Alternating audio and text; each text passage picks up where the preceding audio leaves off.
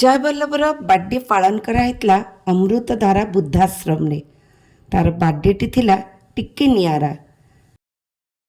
এই বৃদ্ধাশ্রমটা কিଏ ପ୍ରତିଷ୍ଠା କରିଛନ୍ତି ମ୍ୟାଡ଼ାମ୍? ଡକ୍ଟର ସରୋଜ କୁମାର ବାବୁ। କେମିତି ଚାଲିଛି ତା ବିଷୟରେ କିଛି କହିପାରିବେ?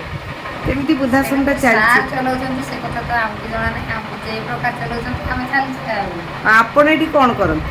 ମୁଁ ଏଠି ମେଡ଼ିସିନ ଦିଏ କେୟାରଟେକର ଅଛନ୍ତି ଏଠି। ଏଠି କ'ଣ ସବୁ ଆପଣ ଲୋକମାନଙ୍କର କ'ଣ ସବୁ ଦାୟିତ୍ୱ ନେଉଛନ୍ତି? କେତେ ଜଣ ଅଛନ୍ତି? ଆପଣ ତ ସେ ଧାରଣା ଥିବ ନିହାତି। କେତେ 22 ଜଣ ଅଛନ୍ତି। 22 ଜଣ ଅଛନ୍ତି। ସେମାନେ ସବୁ କେଉଁ ପରିସ୍ଥିତିରେ ଆସିକି ଏଠି ରହିଛନ୍ତି ସେମାନେ ଜାଣିଛନ୍ତି ଆପଣ ସେ ବିଷୟରେ? ଘର ପରିସ୍ଥିତି ତାଙ୍କର ଛୁଆ ପିଲା ଦେଖୁନଥିବେ ବୋଧେ କିଛି ତ କାରଣରୁ ଥିବ ନା ଆସିକି ରହିଛନ୍ତି। ଆପଣ ଯେହେତୁ କେୟାରଟେକର ଆପଣ ଖାଲି ଜାଣିଛନ୍ତି ତାଙ୍କୁ କେୟାର ନିଅନ୍ତି। ହଁ ଠିକ୍ ଅଛି। ଆପଣ ତାଙ୍କର କ'ଣ ମେଡ଼ିସିନ ସବୁ ଦିଅନ୍ତି? କିଏ ସବୁ ବିଭିନ୍ନ ଡିଜିଜ୍ର ଲୋକମାନେ ବି ରହୁଛନ୍ତି।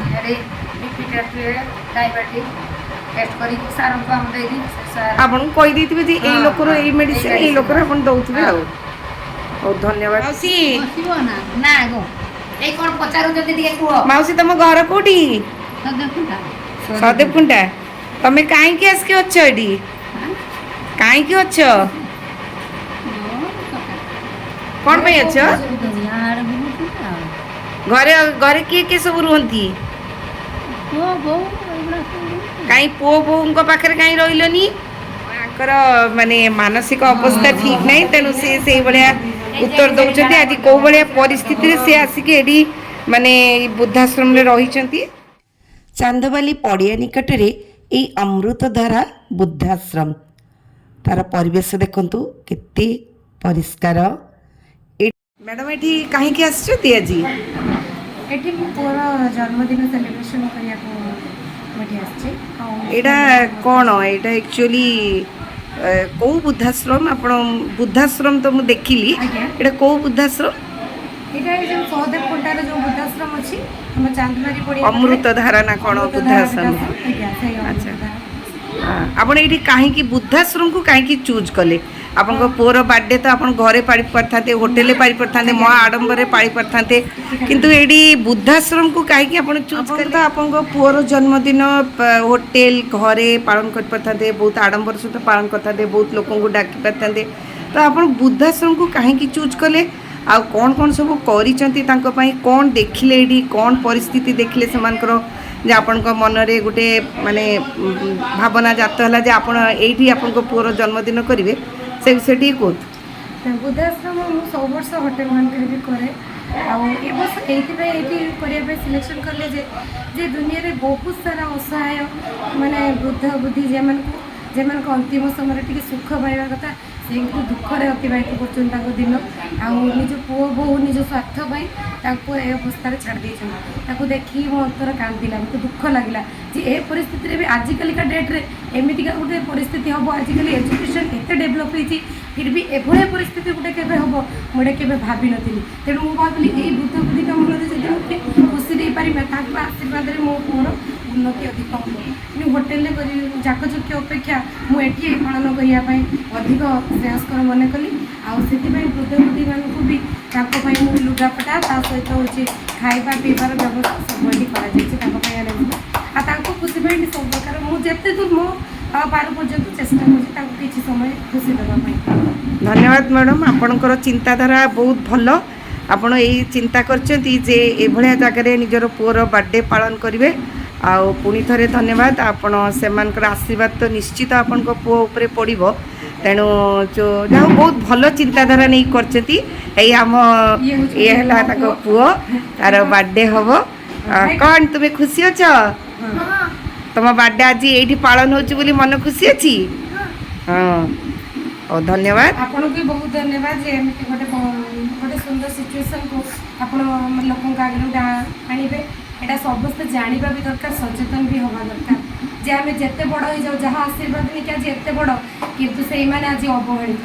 ଟିକେ ଚେଷ୍ଟା କରିବା ତାଙ୍କ ମୁହଁରେ ଖୁସି ଦେବା, ଯେତେ କଷ୍ଟ ହଉ ବରଂ ତାଙ୍କୁ ଆମେ ସୁଖ ଦେବା ପାଇଁ ଚାହିଁବା। ସବୁ ପୁଅ ବୋହୂମାନଙ୍କୁ ଯେ ସେମାନେ କି ଯେତେ ଦୂର ଚେଷ୍ଟା କରିବେ ତାଙ୍କ ମୁହଁରେ ଖୁସି ଦେବେ।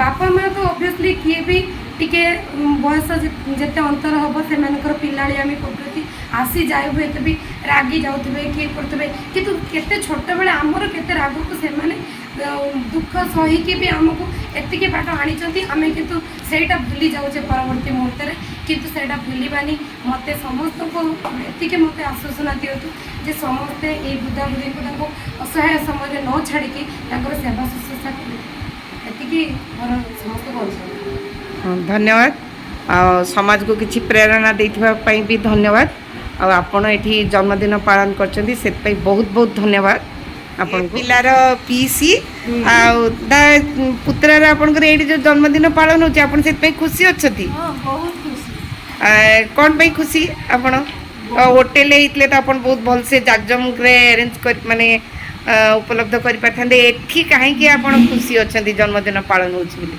एठी बहुत खुशी अछि बुढ़ा बुढ़ा बुद्धि होती बापा माँ संगे समान सी आम बापा माँ कि सी निराश भाया पड़ी रही बापा माँ सेवा करने भूल मूल्य आजिकल कहीं बुझीपार से मैंने जो छोट बेलू पुओ झील मान दुख कष्ट सही मनीष करते सी मनीष कर महत्व कौन लोक बुझीपार एमती कि आम भी नुह समाज को एति अनुरोध बापा माँ सेवा कर बापा माँ सेवा कले भगवान का आशीर्वाद आमर भी पिला अच्छे आम पिला मानू से आशीर्वाद से संस्कार भी पिला बढ़े आम भी दिने बुढ़ा बुढ़ी हवा आम जी बापा माँ सेवा करवा आम पिला मैंने आमठू शिखिकी आमर भी बुढ़ा बुढ़ी है सी भी सेवा कर मार गर्भर जंत्रणा कौन पिला माने सुझी पारि ना କିନ୍ତୁ ବାପାକୁ ଯେତିକି ସମ୍ମାନ ଦେବା ମାଆକୁ ବି ତାକୁ ଅଧିକ ସମ୍ମାନ ଦେଲେ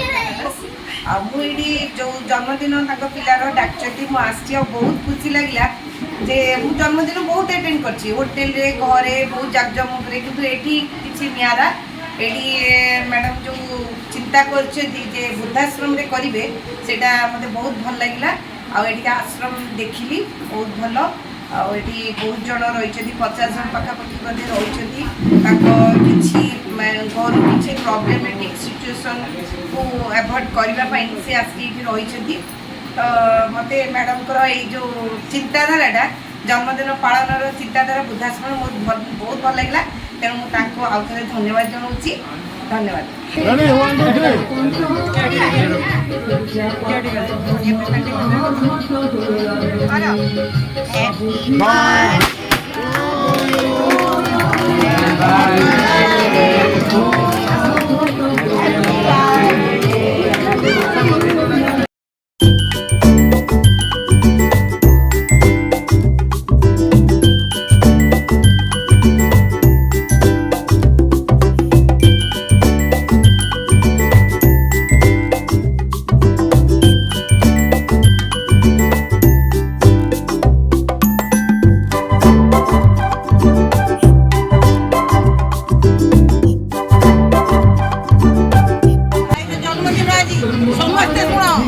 भाई जन्मदिन है रात पहले तो आदि चुला भाई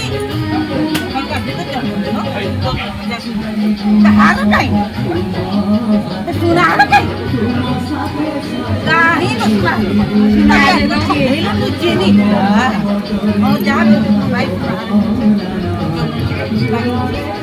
वो जन्मदिन आहे घोडे लागते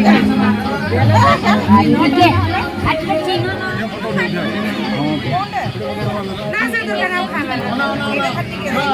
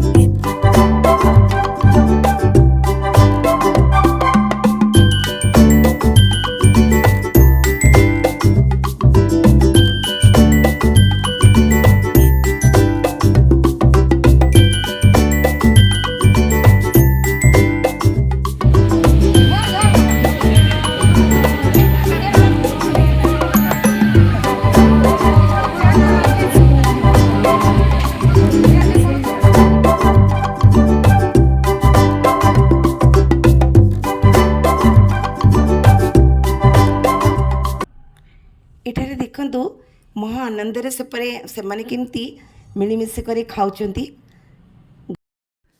ମଣିଷ ଗୋଟିଏ ସାମାଜିକ ପ୍ରାଣୀ।